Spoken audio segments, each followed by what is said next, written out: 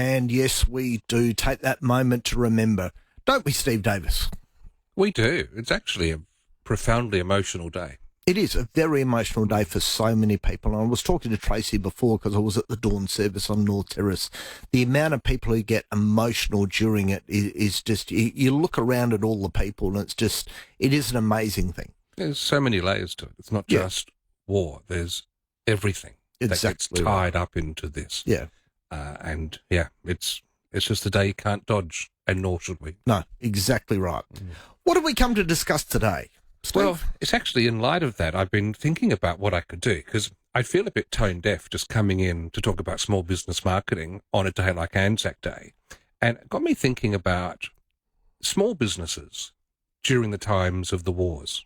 Particularly, I'm talking World War I, World War II, because they were the wars that had the biggest drain of humans, and so the biggest interruption to the way society moved. Other wars had their impacts, but not to the same level numerically as these. And there's actually, I suppose, if you think about it, it makes sense that most people derive their living from a small business or a small farm in those two periods of history.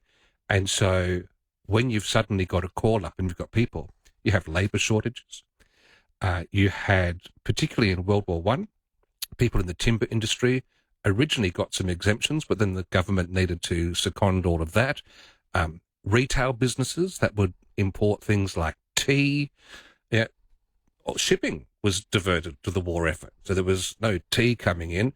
Manufacturing businesses, those that could pivot to make uniforms or munitions, they thrived. Others fell by the wayside. That's right. There was no demand. They had no people.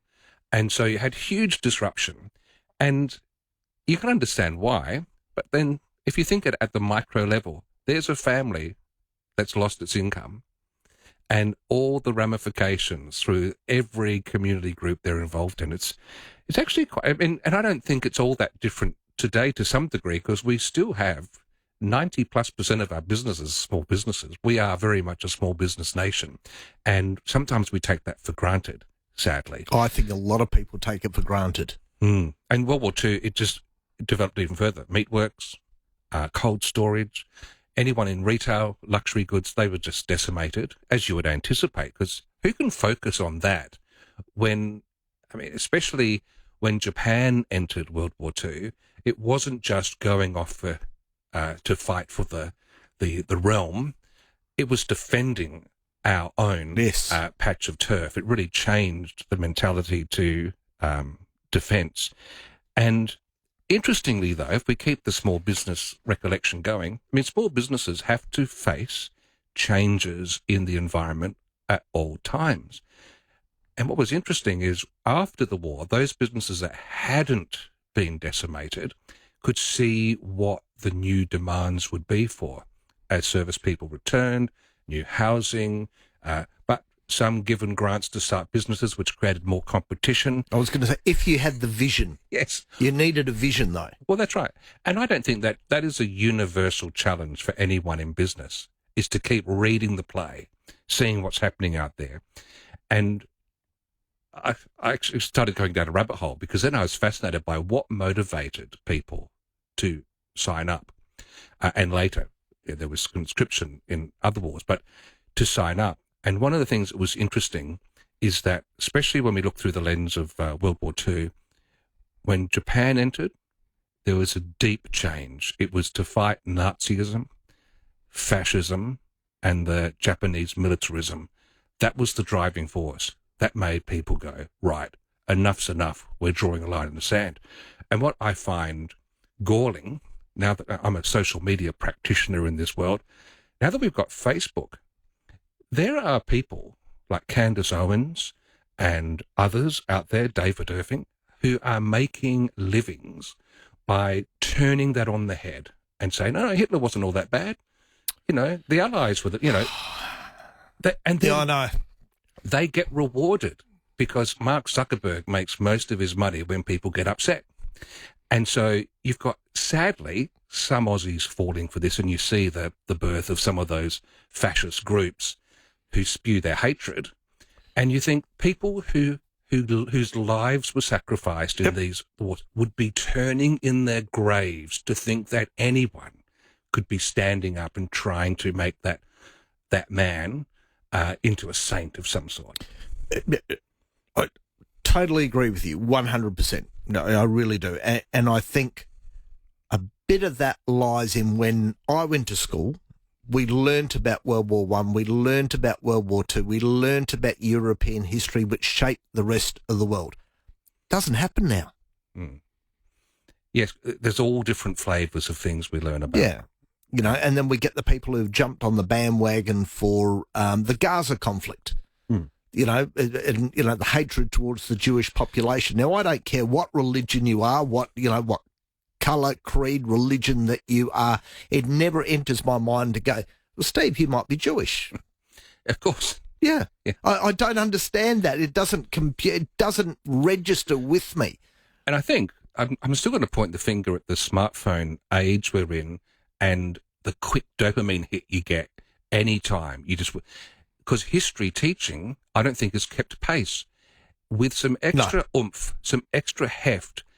My daughters, who are in their high school years, could actually be drawn into history and understand it. But sadly, I think it's still just not much change from back yesteryear. And I mean, you and I absorbed it, etc., but we didn't have an electrical device that could titillate us and surprise us at any second of the day. That's what we're up against. And we all pay the price for that. But I have actually taken it one step further, because if you think about the Aussies, the Anzacs, who answered the call, we knew, certainly once America had entered that, and we created the ANZUS Treaty, etc., that we had America on our side. Now we're in a world where you've got America throwing tariffs up on even Australian goods, and we get tarred with the same brush. The world is going through an upside-down phase. And the interesting thing is, when you see that in America at the moment, people can be disappeared, in inverted commas, just sent off. Flown off to a prison in El Salvador. And nothing they can do about it. Now, that is chilling to me. That's where Trump falls out of just being the buffoon to being something really nasty. And I said to David Olney, who you've met, my colleague, I said, should I read The Art of the Deal to try and get inside Trump's head? He said, no. No. Because it was ghostwritten. He didn't even write it. But he said, if you really want to understand it, read Mein Kampf by Hitler. I said, what? He said, no. He said, if you follow that along, there's a checklist going through. And I've started reading it, Richard. Yeah. If anyone's going to do that, the Ford translation is considered the most accurate. But you need to do it to get inside the mind of where some leaders in the world are.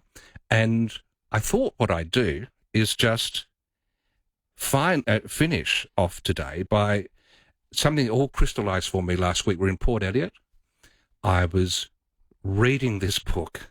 I tell you, it's hard going. I can see the seeds of hatred, the seeds of what would become something that Aussies, New Zealanders and other allies had to fight against. And I was looking out over the coast and the town, how beautiful this patch of turf is, and how because of some of these people in history, a knife just gets cut through it. Whether it was, Napoleon, you go back way, whether it's Hitler, whether it's Putin.